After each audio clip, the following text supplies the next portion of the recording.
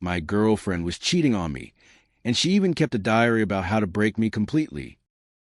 I'm 33 years old, and for most of my life, I thought I was immune to being played. I wasn't naive. I'd seen enough toxic relationships around me to believe I could spot the red flags before they became problems. And then I met her. She was everything I thought I wanted. Beautiful, charming, magnetic. The kind of woman who didn't just walk into a room. She owned it. Everyone looked at her. Everyone listened when she spoke. But when she turned that attention on me, it felt like lightning had struck. Our first date was like something out of a movie.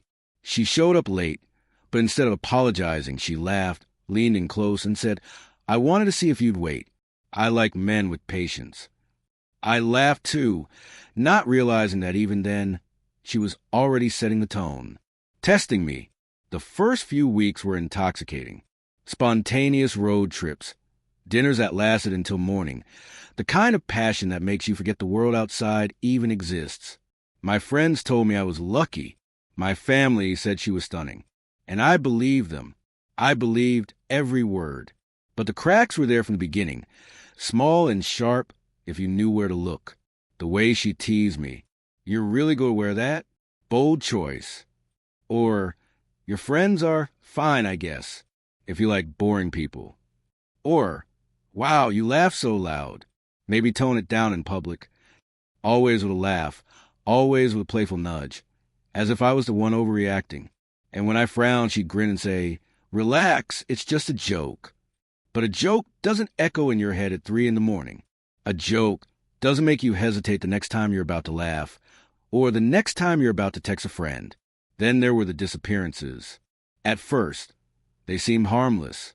A night out with the girls, a late meeting at work, yoga on Thursdays, always with a story, always delivered in that confident tone that made me feel foolish for even questioning.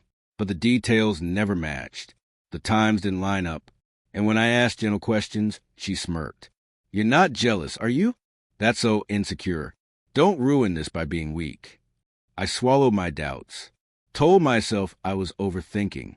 That's what she wanted me to believe. But the part that really stayed with me was the way she looked at me when she thought I wasn't paying attention. Not with love, not with warmth, but with calculation. Like she wasn't just with me. She was studying me, and lying awake at night beside her, I kept asking myself the same question. What if this isn't love at all? What if it's a game and I'm already losing? At first, I tried to convince myself that the small things didn't matter, that all couples tease, that all relationships have their flaws. But the more time passed, the more those small things started to feel like cracks spreading through concrete. One night, we were supposed to meet my friend for dinner. She agreed, but the whole evening she barely looked up from her phone. She smirked when someone told a story, and when I asked her afterward why she was so quiet, she said, "Because your friends are boring. Honestly, I don't know how you can stand them. You're better when you're not around them." It stung more than I wanted to admit. My friends had been with me through everything. But after that night, I noticed myself canceling plans. Not because I wanted to, but because I didn't want to see that disappointed glare in her eyes whenever I mentioned them. Then came the jokes that weren't jokes. "You're really going to wear that shirt? You look like a salesman. You're smart in your own way, just not the kind of smart people respect. God, sometimes you try so hard, it's almost embarrassing." Every time, she'd laugh, like she was doing me a favor. And when I pushed back, when I told her it wasn't funny, she'd tilt her head, sigh, and say, "You're so sensitive. No wonder people think you're difficult. I'm only trying to help you." That was her favorite phrase. "I'm only trying to help you." But help isn't supposed to feel like being cut open piece by piece. Her disappearances grew bolder. She'd tell me she was at yoga, but her mat sat untouched in the trunk of her car. She'd claim she was at a co-worker's birthday, but she'd come home with no photos, no leftovers, no proof she had ever been there. When I asked about it, gently, she'd smirk and say, "Do you want to be the type of man who doesn't trust his woman? Because that's not attractive." And the way she said it, calm and sharp, made me feel guilty for even noticing. But what terrified me most wasn't the lies. It was the way she seemed to enjoy them. The smirk when she caught me hesitating. The gleam in her eyes when I stumbled over my words.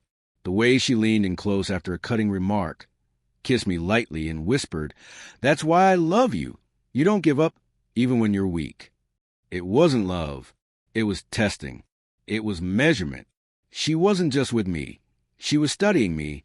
One night, as we lay in bed, she whispered into the dark, "Sometimes I wonder how far I could push you before you'd finally break." I froze. My throat was dry. "What do you mean?" I asked. She giggled, turned over, and said, "Relax. I'm just joking." But her smile and the glow of the night lamp told me otherwise. Lying awake beside her, listening to her slow, steady breathing, I realized the truth. These weren't accidents. Not slips of the tongue, not harmless jokes. Every word, every lie, every smirk was deliberate. She wasn't just testing me. She was pushing me. And the only question was, how far was she willing to go? I had promised myself I wouldn't do it. That no matter how strange her story became, no matter how sharp her words cut, I wouldn't be the man who snooped. That's what she wanted me to look like: paranoid, insecure, broken. Every time I questioned her, she smirked and said, "Careful, you're starting to sound crazy." But the lies had multiplied too many times. The yoga classes that didn't exist, the co-workers' parties that left no trace, the nights out with friends who didn't seem to have names, and the way she smiled at me afterward, like she was daring me to challenge her, it was too much. So one night, while she slept peacefully beside me, I reached for her phone on the nightstand. My heart pounded so loudly I thought it would wake her. My hands trembled as I entered the passcode. Her birthday reversed. Too simple. Almost as if she wanted me to open it. The screen lit up, and with it, my world fell apart. The messages were endless. Threads of conversations with men I'd never heard of. Some saved with names. Others with just initials and emojis, hearts, flames, smirking faces. "Daniel, last night was amazing. You looked gorgeous." Her reply, "Next time, don't let me go home so early, winking-faced." "P, you said he suspects. Don't worry, he'll never leave." Her reply, "Of course not. He needs me too much. I think he likes the pain." I scroll with shaking hands, bile rising in my throat. There were photos too, not explicit, but enough. Her at a restaurant I'd never been to. Her wine glass raised across from someone whose hand was barely in frame. Her in a hotel lobby, laughing, radiant in a way I hadn't seen in months. Different men, same patterns, same games. I placed the phone back exactly as it was and lay stiff in the dark. She stirred, rolled toward me, and rested her arm across my chest like nothing had happened. My body froze. And then, as if she could feel my thoughts, she whispered, half asleep, "You'll never leave me. You can't." Her words were ice in my veins. Did she know I had looked?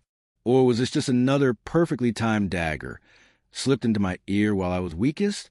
The next morning, she was radiant again. Coffee brewing, humming softly, moving around the kitchen as if the night before hadn't happened. She kissed me lightly, asked about my plans, smiled, and I forced myself to smile back, though inside I was unraveling. But I couldn't stop now. I needed more. Not just texts, not just late-night whispers. Something undeniable. That evening, while she showered, I searched her desk. Bills, receipts, ordinary papers. And then I saw it. A small black notebook tucked deep into the back of a drawer. My stomach sank as I opened it.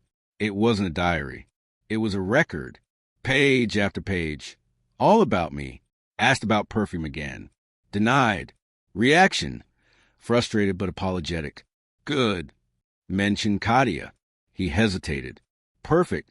Next step, Daniel. Gauge jealousy. My hand shook as I read her words. She hadn't just been lying. She had been documenting me. Studying me. Every reaction. Every doubt. Every silence. Written down like I was a subject her experiment. I wasn't her partner. I wasn't even her victim. I was her test. The water stopped in the bathroom. Panic shot through me. I shoved the notebook back into the drawer and rushed to the couch, pretending to scroll my phone. She came out moments later, hair damp, her skin glowing with warmth. She scanned me instantly, her eyes sharp, calculating, as if searching for cracks. And then she smiled, sat across from me, and poured herself wine. "You look tired," she said softly. "Long day?" "Yeah," I muttered. "Just work." Her smile widened. She leaned closer, her voice barely a whisper. "Sometimes I think you completely fall apart without me. And honestly, I want to see it." She sipped her wine, her eyes never leaving mine. That night, as she slept beside me, I stared into the darkness, her words echoing in my head. She wasn't sloppy. She wasn't careless. Every word, every smirk, every cruel little joke was calculated. She wanted me to break. And for the first time, I wondered if I already had. I couldn't take it anymore. The texts, the photos, that black notebook with every reaction of mine written down like I was some lab rat in her private experiment. It ate at me until the silence became unbearable. I told myself I'd do it calmly. No screaming, no begging, just the truth laid bare in front of her. Maybe then the mask would crack. Maybe then I'd see even a flicker of shame. That night she came home late again, humming as if she had the world at her feet. Perfume clung to her skin. Her lipstick was freshly reapplied. She dropped her bag on the chair and smirked at me like she always did, as if daring me to ask. But I was already sitting at the table, and her notebook was there too, waiting for her. She froze for only half a second, then smiled wider. Not surprised. Not even caught. No, it was a smile of someone who had been waiting for this exact moment. "We need to talk," I said, my voice steady, though my heart felt like it might shatter my ribs. She poured herself a glass of wine, sat down across from me, and tilted her head. "About what?" I slid the notebook toward her. "About this. About the lies. The perfume. The nights you said you were somewhere else. About the way you've been testing me like I'm some kind of experiment." She opened it, glanced at the pages, and then laughed. Loud, cruel, mocking. "So you've been snooping," she said, eyes glinting. "Do you realize what you've just done? You've proven every single thing I've written. Paranoid, obsessive, losing control. I've been surviving," I said quietly. She leaned in closer, her voice low, sharp. "No, you've been losing. Every time you doubt me, every time you sneak behind my back, I write it down. And when the day comes, who do you think people will believe? You, with your wild eyes and desperate accusations? Or me, calm, charming, innocent? Everyone adores me." Her words cut deep, but worse than the words was how steady she was. She wasn't defending herself. She wasn't denying anything. She was admitting it, flaunting it, because she thought she was untouchable. "You don't get it, do you?" she whispered, her smile widening.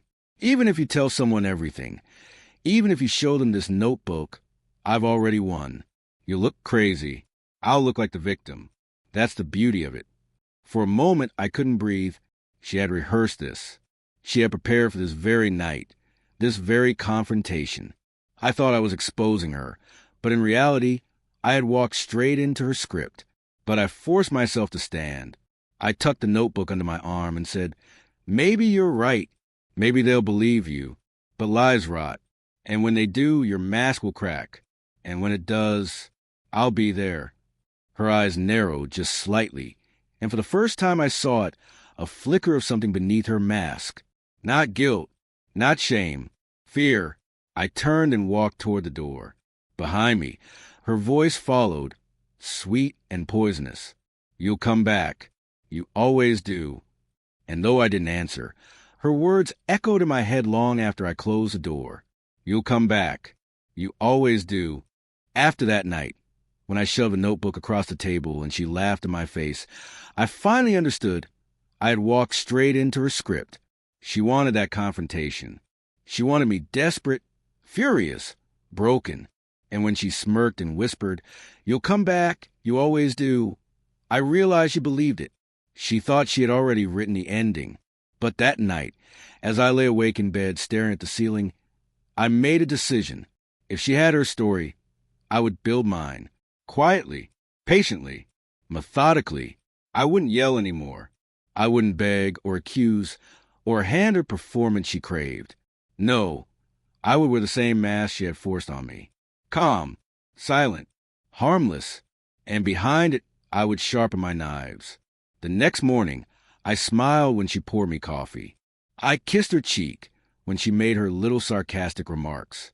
She studied me, waiting for the cracks, but I gave her nothing, just quiet, measured calm.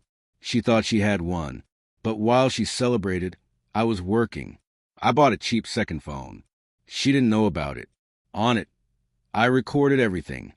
Her late-night phone calls where she bragged about pushing me to the edge, her staged outbursts when she screamed at nothing while her phone recorded in the corner, her venomous whispers in the hallway. I scanned every page of that notebook she thought I'd never see. Each cruel little entry mentioned Daniel, Gage jealousy. I archived. I photographed the receipts, the lipstick stains, the scars and watches she left like props in a twisted play. I backed everything up on a hidden drive in a cloud account, even on a USB buried in my brother's garage. If she wanted a war of stories, I was preparing a war of evidence. But in the meantime, I perfected my role.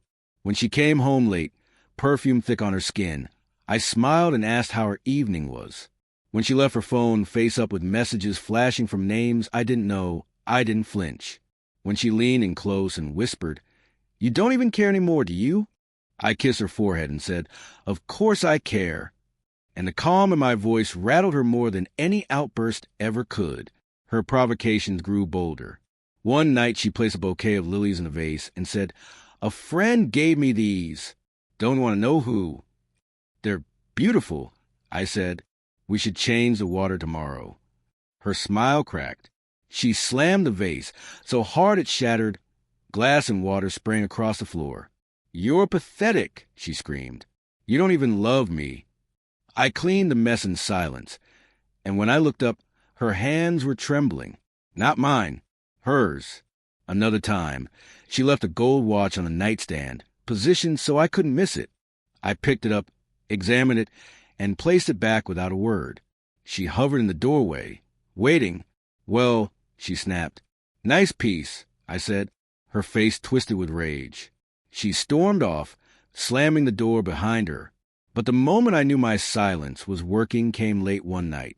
I heard her in the kitchen, hissing into her phone. "He doesn't react. I've tried everything. Nothing works. He just stays calm." There was a pause, then she said it. "It's boring now." I lay in bed, staring at the ceiling, and for the first time in months, I smiled, because I had starved her the one thing she needed most, my reactions. But I also knew something else. Starving predators don't simply fade away. They thrash. They bite. They escalate. And when she did, I would be ready. Silence was killing her. I could see in the way she moved through the apartment now, restless, agitated, like a predator pacing in a cage. For weeks she had thrived on my reactions, on the chaos she could spark with just a smirk or a lie. But when those reactions disappeared, when I stopped playing my role in her theater, she began to unravel. At first, it was subtle. She grew sharper with her words, crueler with her jokes. "You're so boring now. I don't even recognize you." Then came the public digs, little comments to friends when I was standing right there. "He's been acting strange lately. Distant, almost unstable." She would smile sweetly after, and I could feel their eyes flicker with doubt. She was poisoning the air around me, drop by drop. But then the game changed. One night I came home, and she was already waiting at the table, perfectly dressed, hair flawless, a glass of wine in her hand. Papers were spread out in front of her, neat stacks, carefully arranged. She gestured for me to sit. "I've been documenting things," she said smoothly, sliding the pages toward me. "Your outbursts, your paranoia, the way you follow me around, the way you snoop through my things. It's all here." I flipped through the stack. Lies, half-truths, tiny fragments of reality twisted into weapons. In her version of the story, I was the aggressor. I was the paranoid one. I was the danger. She leaned back, sipping her wine with a small, satisfied smile. You see, when the time comes, it won't be hard to convince people. Judges love neat stories. And mine is airtight. I looked at her, calm, steady, and said quietly, "Then you forgot one thing." Her eyebrow arched. "And what's that?" I reached into my bag and placed an envelope on the table.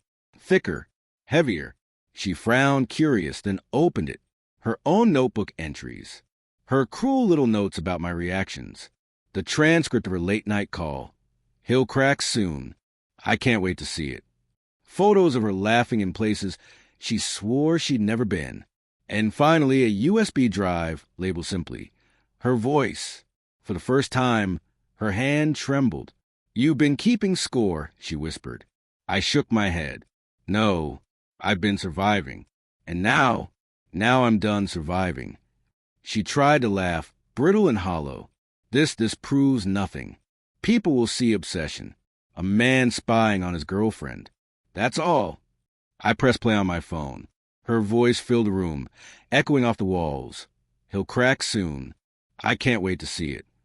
Followed by her laughter, sharp, unmistakable, damning. The silence that followed was heavier than any scream. She slammed her glass down, shattering it against the table. Wine splashed across her dress, across the papers, but she didn't care. Her face twisted with fury. "You won't dare use it," she hissed. "You don't have the guts." I stood, collected the envelope, and slipped it back into my bag. "I already have. There are copies. Safe. Even if I disappeared tomorrow, your mask would still fall." Her lips parted, but no words came. And in that silence, I realized the shift was complete. She wasn't the hunter anymore. She was the prey. That night, she didn't sleep. She sat by the window, staring out into the darkness, her reflection fractured in the glass. For the first time, I saw fear in her eyes. Real fear, and I knew this was nearing its end. But the most dangerous animal is always the one that knows it's cornered.